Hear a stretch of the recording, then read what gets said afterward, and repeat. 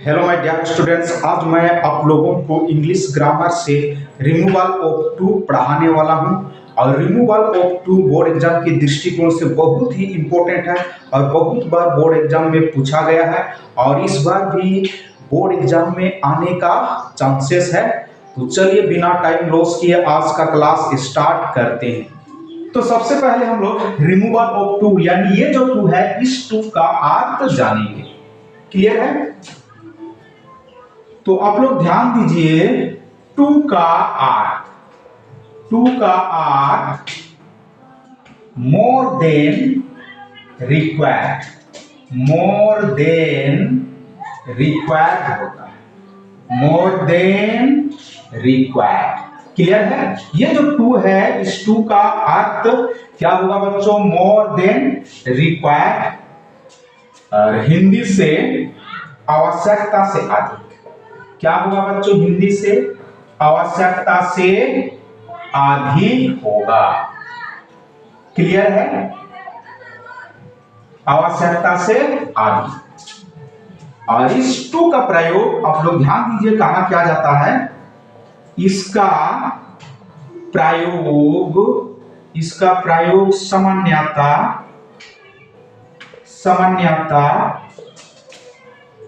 बुरे गुणों को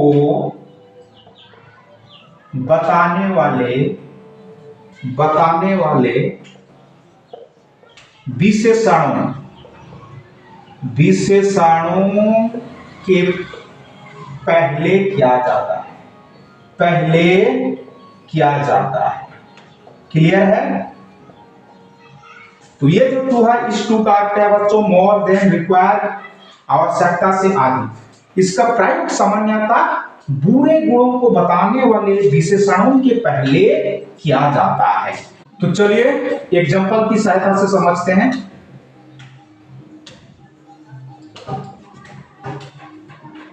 He is too tall। तो इसको हम दो नियम से बनाएंगे। पहला नियम आप लोग यहां ध्यान दीजिए,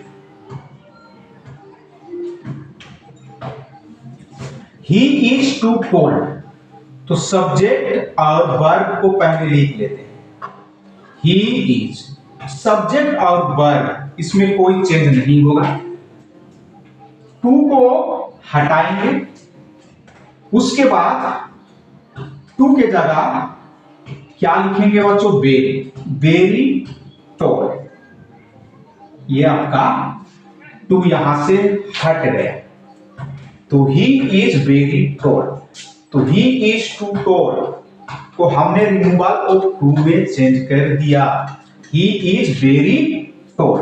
दूसरा नियम आप लोग ध्यान दीजिएगा, ही इज टॉल एडजेक्टिव है और टॉल को हम यहां कंपैरेटिव बनाएंगे। ठीक है? एडजेक्टिव को क्या बनाएंगे बच्चों? कंपैरेटिव बनाएंगे। तो टॉल का टोलर, टोल का कंपैरेटिव क्या होगा बच्चों? टोलर होगा। कंपैरेटिव के बाद देन का प्रयोग करेंगे, उसके बाद वर्ब के टेंस के अनुसार इट इज प्रॉपर या इट वाज प्रॉपर लिखा जाता है। सेंटेंस प्रेजेंट टेंस में है इसलिए इट इज प्रॉपर लिखेंगे। अगर पास्ट टेंस में होता तो इट वाज प्रॉपर लिखता। और एक एग्जांपल दे,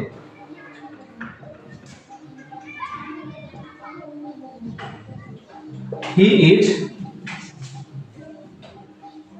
टू वीक। पहला तरीका से बनाएंगे, ही इज टू को हटाएंगे, इसके जगह वेरी यूज करेंगे, वेरी वीक। क्लियर है? दूसरा तरीका,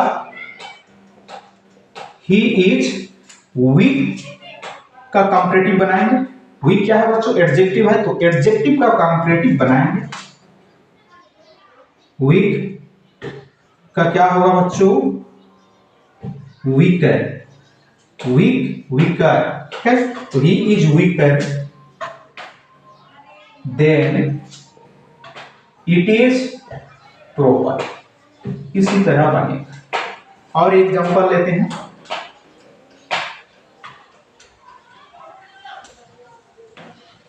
They were too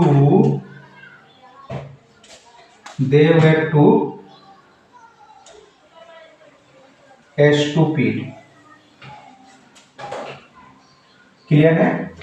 तो इसको बनाएंगे they were too को हटाएंगे और stupid एडजेक्टिव है, इसको कंपैरेटिव बनाएंगे more stupid।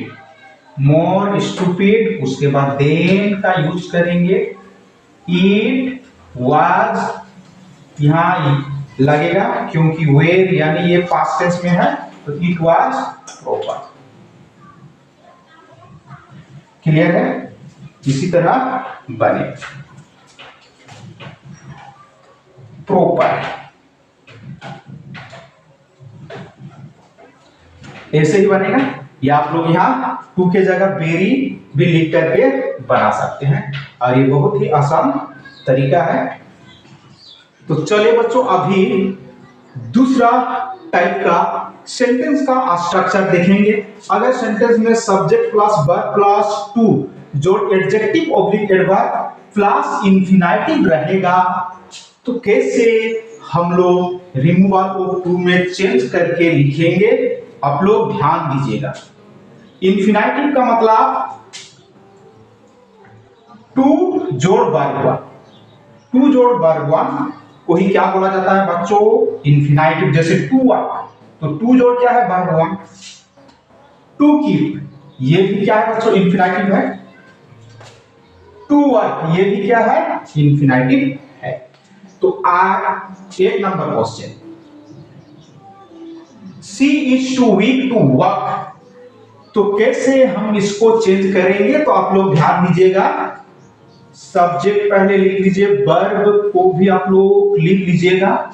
टू को हटाएंगे, इस टू के बदले सो का यूज करेंगे, ठीक है। उसके बाद सी इज सो, उसके बाद एडजेक्टिव लिखेंगे वीक, उसके बाद एडजेक्टिव के बाद दैट का यूज करेंगे, दैट।